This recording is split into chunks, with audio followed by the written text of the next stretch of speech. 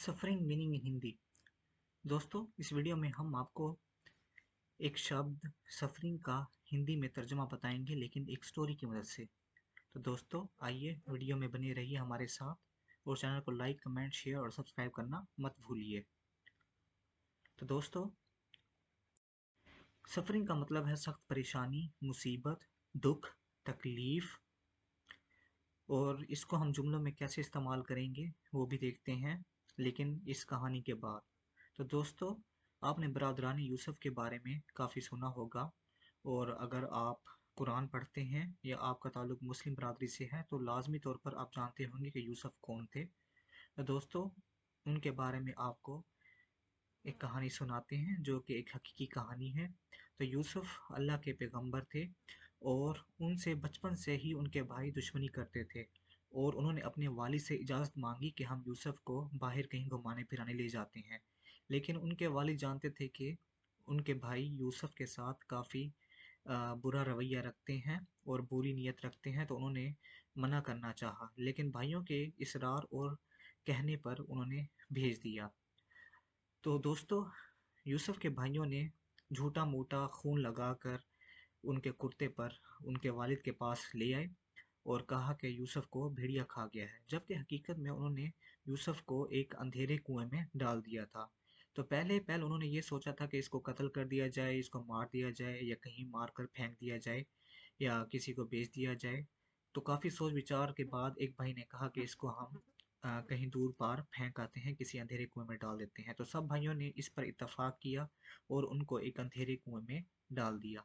लेकिन किस्मत की करनी देखिए कि जिसका जो है लोग बुरा चाहते हैं, उसका अगर ऊपर वाला अच्छा करना चाहे तो चाहे कितनी ही सफरिंग्स हो, कितनी ही परेशानियां हो, कितनी ही मसाइब मुसीबतें हो, तो वो उनसे निकल आता है। तो दोस्तों, यूसुफ को एक काफिला उठाता है और उनको थोड़े से पैसों के इवज बेच डालता है, और उसको खरीदने वाला मिस्र का, इजिप्ट का हाकिम होता है। यानी वो इजिप्ट के हाकिम अ, के खरीदने पर उसके गुलाम बन जाते हैं। तो दोस्तों, वहाँ काम करते करते अजीज़ मिस्र की बीवी, जिसका नाम जुलेखा था, वो हज़रत यूसुफ की खूबसूरती पर माइल हो जाती है और उनको बुराई का कहती है। लेकिन यूसुफ चूंकि पैगंबर खुदा थे तो उन्होंने इस चीज़ से उसको मना कर दिया। लेकिन भागते भागते उसके शर से, उसकी बुराई से भागते भागते वो भी चूंकि आपके पीछे भाग रही थी, तो जैसे ही आप दरवाजे से निकले तो वहाँ पर आपने देखा कि अजीज़ मिस्र पहुँच गए हैं। तो दोस्तों, अजीज़ मिस्र ने सारा माजरा देखा और देखा कि भाई उनकी बीवी एक गुलाम के पीछे भाग रही है और गुलाम आगे आगे भाग रहा है। तो उसने मामला पूछा। मामला पूछने पर पता चला, उसकी बीवी ने कहा कि ये मेरे साथ बुराई का इरादा रखता है।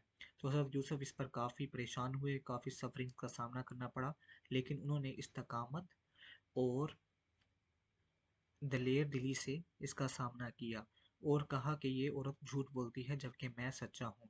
तो इस पर एक अक्लमंद इंसान से राय ली गई, तो उसने कहा कि अगर यूसुफ का कुर्ता आगे से फटा है तो वो कसूरवार है, और अगर उसका कुर्ता यानी कमीज पीछे से फटी है तो वो औरत उसके पीछे भाग रही थी, और यूसुफ जो है वो बेकसूर है, उसका कोई कसूर नहीं, और वो नेक और शरीफ है, जबकि औरत जो है वो बुराई का इरादा रखती है। खैर, अजीज़ मिस्र ने जब यूसुफ का कुर्ता देखा तो वो पीछे से फटा था, और दिल ही दिल में उसे पता लग गया कि उसकी बीवी कसूरवार है और गुनाह पर आमादा है। लेकिन उसने बीवी के कहने पर यूसुफ को जेल में डाल दिया। वहाँ यूसुफ कई साल परेशानी के आलम में, सफरिंग्स में रहे, लेकिन किस्मत की कनी ऐसी हुई कि वहाँ पर उनकी मुलाकात दो लोगों से हुई, और उन्होंने अपना ख्वाब बयान किया कि हमने ये ख्वाब देखा है।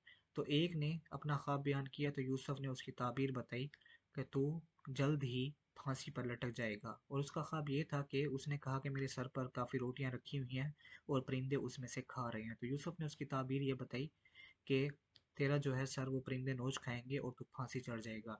जबकि दूसरे ने ख्वाब में बताया कि मैं एक बादशाह की यानी अजीज़ मिस्र की शराब निचोड़ रहा हूँ और उसे पिला रहा हूँ। तो इस पर यूसुफ ने उस ख्वाब की ताबीर बयान की कि तुम बहुत ही जल्द बादशाह के करीबी बन जाओगे और उसके दरबार में जाओगे और अच्छे ओहदे पर फाइज हो जाओगे। तो यूसुफ ने कहा कि जब अजीज़ मिस्र के पास जाना तो मेरा जिक्र करना लाजमी।